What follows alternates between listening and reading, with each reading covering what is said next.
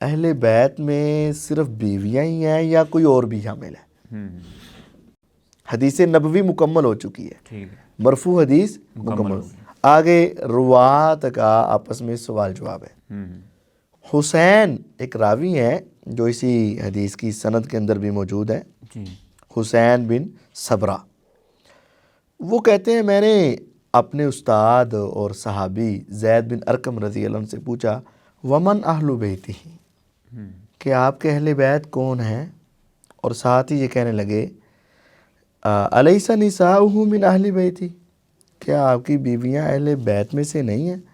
یعنی مطلب یہ تھا کہ قرآن مجید میں جس طرح بیویوں کے لیے اہل بیت کا ذکر ہے تو کیا صرف بیویاں ہی اہل بیت ہیں یا اور بھی اہل بیت آپ کے ہیں؟ سوال کی نوعیت سمجھیں.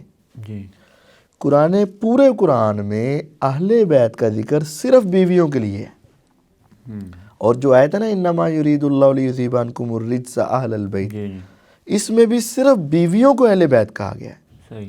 تو یہ ذہن میں ایک سوال آتا تھا کہ کیا صرف بیویاں ہی ہیں یا اس میں کوئی مزید شامل افراد موجود ہیں؟ تو انہوں نے کہا کہ ہاں.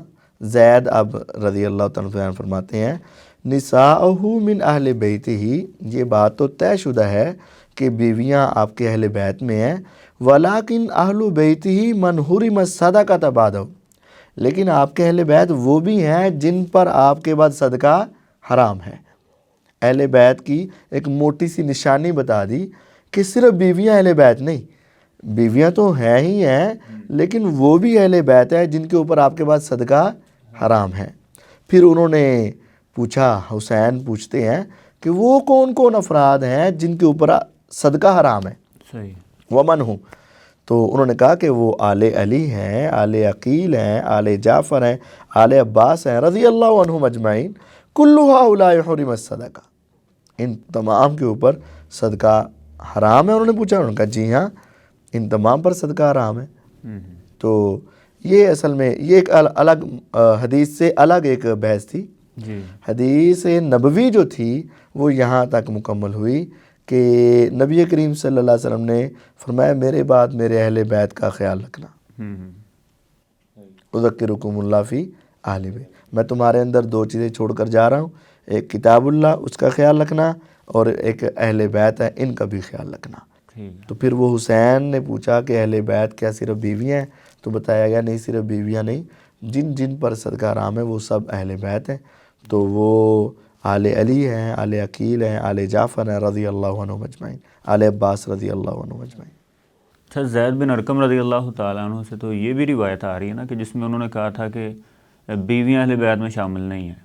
تو اس میں تو وہ کہہ رہے ہیں کہ وہ بھی ہیں لیکن ان کے ساتھ وہ دوسرے بھی ہیں جن پر صدقہ حرام ہے. تو یہ دو روایات آپس میں متضاد نہیں آ رہی ہیں؟ نہیں، دو روایات کو سمجھو اور دو اعتبار سے سمجھو. ہاں، جس کا ذہن الٹا ہے اور جس نے مرضی کی بات لینی ہے، جس طرح جہلم میں ایک رہنے والا ہے، وہ تو ایک روایت کو لے گا اور دوسری کو چھوڑ دے گا یا اپنی مرضی کی تویل کرے گا. لیکن اصل بات یہ ہے کہ جب قرآن کے دلائل سے بیویوں کا اہل بیت ہونا ثابت ہے، اور یہ اصل بات یہ ہے کہ پورے قرآن میں صرف بیویوں کا اہل بیت کہا گیا ہے. او بھائی، مسئلہ تو دوسروں کا ہے کہ دوسرے بھی ہیں کہ نہیں ہیں. یہ کہہ دینا کہ بیویاں بھی ہیں کہ نہیں ہیں یہ تو ویسے حماقت اور جہالت ہے. اور زید بن ارقم رضی اللہ تعالیٰ عنہ ایسی کوئی بات نہیں کر سکتے. ان کی بات کو اصل میں یہ سمجھ ہی نہیں سکے. ان کی باتیں دو ہیں. ایک بات یہ ہے کہ جس بیوی کو طلاق دے دی جائے تو وہ طلاق کے بعد اہل بیت نہیں رہتی کیونکہ اس کا رشتہ ختم ہو گیا. سمجھ آئی بات؟ ایک بات.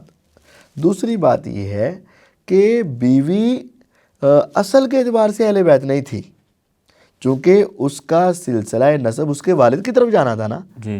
تو جس وقت تک وہ ان میرڈ تھی، ابھی شادی نہیں ہوئی تھی، تو وہ اہل بیت نہیں تھی. لیکن علی رضی اللہ تعالیٰ عنہ، آپ کی بیٹی آل علی، آل عقیل، آل جعفر، آل طالب، ان کا نبی علیہ السلام سے رشتہ ہو یا نہ ہو، وہ پیدا ہوتے ہی کیا ہیں؟ اہل بیت. تو بیوی کے بارے میں یہ بات کہی گئی کہ پہلے وہ اہل بیت نہیں ہوتی، پھر وہ بیوی بنتی ہے تو صرف اس وقت اہل بیت ہوتی ہے. صحیح. اور اگر اس کو طلاق دے دی جائے تو وہ طلاق کے بعد بھی اہل بیت نہیں ہوتی. تو بتایا یہ ہے کہ اہل بیت کی دو اقسام ہیں. ایک وہ ہیں جو پیدا ہوتے ہی اہل بیت ہیں, جی جی. اور ایک وہ ہیں جو رشتہ ازدواج کے بعد اہل بیت ہیں اور اتنی دیر تک اہل بیت ہیں. اگر وہ آپ کے نکاح میں رہیں اور آپ اس دنیا سے جب گئے اور وہ آپ کے نکاح میں تھیں تو اس وقت تک وہ جو آپ کے پاس رہیں وہ اہل بیت ہیں. جن کو آپ نے طلاق دے دی یا چھوڑ دیا تو وہ اہل بیت میں شامل نہیں. یہ دیکھیں نا, یہ صحیح مسلم کے اندر ہی ہے کہ جب وہ جو میں نے آپ کو پہلے حدیث سنائی تھی نا, اس میں بھی یہ تھا کہ نبی علیہ السلام کی حدیث اتنی ہی تھی, الا و انی تارک فیکم ثقلین, کہ میں تمہارے اندر دو بھاری چیزیں چھوڑ کر جا رہا ہوں. آپ نے اس حدیث میں اتنا ہی بتایا تھا. ان میں سے ایک اللہ کی کتاب ہے, وہ اللہ کی رسی ہے, جو اس کی پیروی کرے گا وہ ہدایت پر ہوگا, جو اس کو چھوڑے گا وہ گمراہی پر ہوگا. امام مسلم رحمہ اللہ نے حدیث مرفوع اتنی نقل کی ہے. وفی, اور اس میں آگے جا کر یہ بھی ہے, ہم نے پوچھا, یعنی یہ راوی کہتے ہیں ہم نے پوچھا, من اہل بیتی ہی نساؤہ, آپ کے اہل بیت کون ہے, کیا صرف بیویاں؟ انہوں نے کہا لا, نہیں صرف بیویاں نہیں. وَأَيْمُ اللَّهِ, اللہ کی قسم, ان المرأة تکون مع الرجل العصر من الدہر, عورت تو بیوی کے ساتھ لمبا زمانہ رہتی ہے پھر وہ طلاق دے دیتا ہے, پھر وہ کہہ دیتا ہے طلاق ہو جاتا. تم بس یطلقها فترجع الی ابیہا وقومہا, تو پھر وہ اس کی نسبت کسی طرف چل جاتی ہے, اس کے باپ اور اس کی گھر والوں کی. گھر والوں کی. یعنی بات اصل یہ ہے کہ عورت جو بیویاں ہیں وہ پیدائشی طور پر اہل بیت نہیں تھی. بیویاں پیدائشی طور پر اہل بیت نہیں. جب تک شادی نہیں ہوتی اس وقت تک اس کی نسبت اپنے باپ کی طرف رہتی ہے. جی. جب وہ نبی علیہ السلام سے شادی ہو جائے, آپ کی بیوی بن جائے, اب اس کی نسبت پیغمبر کے ساتھ ہے. اور اگر وہ طلاق دے دیں, چھوڑ دیں, تو پھر یہ رشتہ ازدواج ختم ہوا تو پھر وہ کس طرف چلی جائے گی؟ اپنے خاندان, اپنے ماں باپ کی طرف چلی جائے گی. تو فرمایا کہ وہ طلاق دے دیتا ہے کوئی آدمی تو وہ اپنے باپ اور اپنی قوم کی طرف چلی جاتی ہے.